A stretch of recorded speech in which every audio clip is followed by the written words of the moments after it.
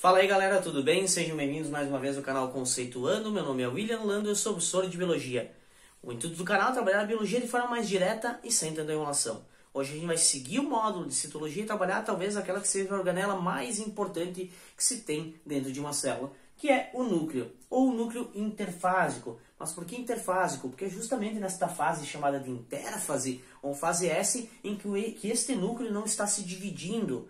Ou seja, a gente consegue observar a estrutura dele, a funcionalidade dele com maior precisão. Tranquilo? Também é neste momento de intérfase, ou fase S, que esse núcleo, como ele não está se dividindo, que ele vai ter alta atividade metabólica. A gente vai ter produção de RNA mensageiro, RNA ribossômico, e aí por aí vai. Ou seja, alta atividade metabólica e também ele não está se dividindo. Fica fácil de observar então a estrutura e funcionalidade dele. Uma das funções que a gente tem deste núcleo é que ele controla, a partir lá do DNA que está presente dentro dele, todas as atividades da célula. Porque a partir do DNA a gente vai ter a produção de RNAs mensageiros que irão formar ou produzir proteínas consequentemente, tranquilo? Também é este núcleo que a partir deste DNA irá permitir o crescimento da célula e do próprio núcleo. E essas células irão se diferenciar conforme o tipo de célula, justamente por causa da produção de proteínas a partir desse DNA. Ou seja, o RNA mensageiro será produzido pelo DNA,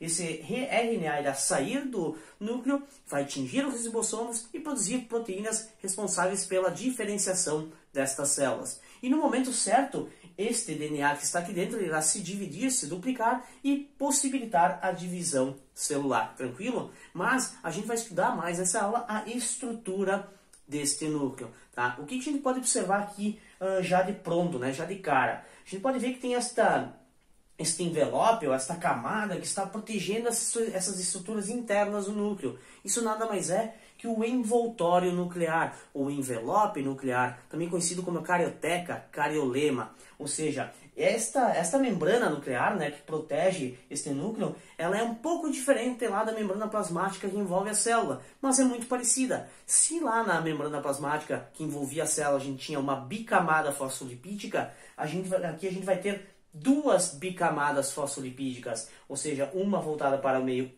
interno do núcleo e outra voltada para o meio externo do núcleo, ou seja, para o citoplasma celular. Logo, quando essas duas membranas, essas duas bicamadas fosfolipídicas se fusionam aqui nesses cantos, irão formar os poros nucleares. Esses poros nucleares nada mais são do que complexos de nucleoporinas. Essas nucleoporinas são proteínas responsáveis pela entrada e saída de substâncias deste núcleo. Tranquilo? A gente já vai ver que tipo de substâncias que saem e entram deste núcleo. Mas outro tipo de estrutura que a gente tem dentro do núcleo é o nucleoplasma. Esse nucleoplasma nada mais seria do que o citoplasma do núcleo. É aquele líquido, né, mais viscoso, gelatinoso que a gente tem dentro do núcleo, onde estão mergulhadas as estruturas como cromatina, nucleolo, entre outras coisas, nucleotídeos, que irão facilitar no transporte também dessas substâncias. Então o nucleoplasma é aquele líquido viscoso que está dentro desse núcleo. A gente pode observar também uma outra estrutura que eu representei aqui em vermelho, mas vocês vão observar em outros desenhos na internet um pouco diferentes. Mas eu botei em vermelho aqui para destacar, que é o nucleolo.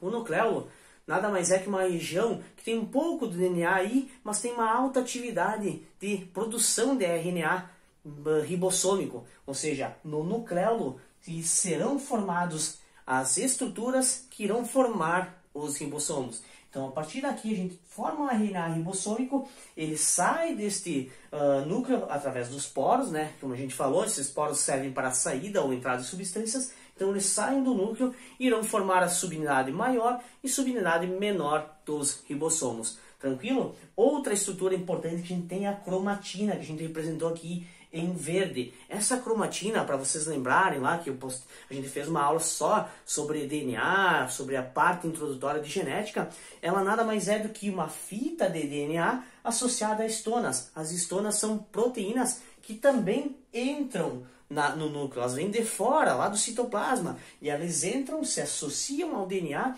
e ajudam no enrolar da molécula de DNA, tranquilo? Então essas cromatinas, elas estão representadas aqui. Essa região mais condensada, que tem a ajuda das estonas, ela é chamada de heterocromatina. Ou seja, essa heterocromatina, como ela está altamente condensada, ela é uma parte inativa de DNA. A eucromatina é a parte que não está condensada. Se ela não está condensada, significa que ela é a parte ativa do DNA. Isso é importante lembrar. Eucromatina, parte ativa. Heterocromatina, bem condensado, parte inativa do DNA. Logo, quando a gente tem a formação dos genes, é através desta parte chamada de eucromatina. Tranquilo? Em alguns desenhos na internet, vocês vão ter observação lá de algumas células, de alguns núcleos, em que vocês vão observar a microscopia eletrônica. E lá a gente tem uma região mais escura dessa cromatina. As regiões mais escuras da cromatina é a heterocromatina. As regiões mais clarinhas é a eucromatina. Beleza? A gente tem células que são anucleadas e células que são polinucleadas ou plurinucleadas. Como exemplo de célula anucleada, a gente tem, por exemplo, as nossas hemácias. São produzidas lá na medula óssea.